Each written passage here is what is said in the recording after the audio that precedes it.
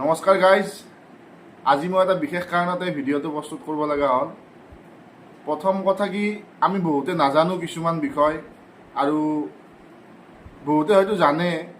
সেই বিষয়টো অৱগত কৰাৰ কাৰণে মই আজি ফেচবুকত ভিডিঅ' প্ৰথম দিছোঁ আৰু আপোনালোকৰ উৎসাহ পালে, মৰম পালে সদায় এনেকুৱা ভিডিঅ' বনাম, এনেকৈ ভিডিঅ' বনাম।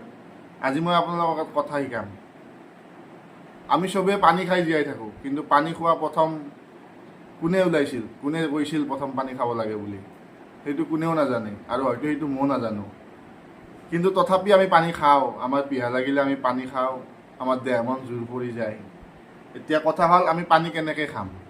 প্ৰথম আমি এটা এনেকৈ গ্লাছ ল'ম।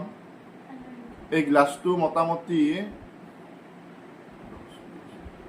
40-50 ml মান থাকে নেকি, আন্দাজত কৈছোঁ দিয়কচোন, আছে আৰু এই গিলাচটোত আমি কি কৰিম, পানীটো আপুনি জোৰে তোৰে পানী নলাব।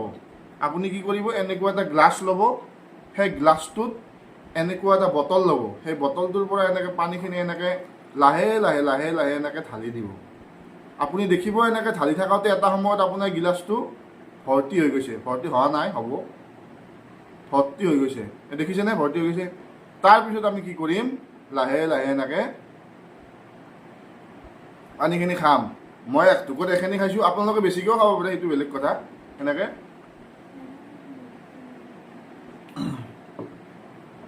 এনেকৈ পানীখিনি খাম। আৰু আপোনালোকে যদি এনেকৈ মোক মৰম দিয়ে, সদায় এটা নতুন বস্তু শিকাম আপোনালোকক। আজি শিকালোঁ এইটো, ধন্যবাদ, বেয়া চেয়া নাপাব আকৌ।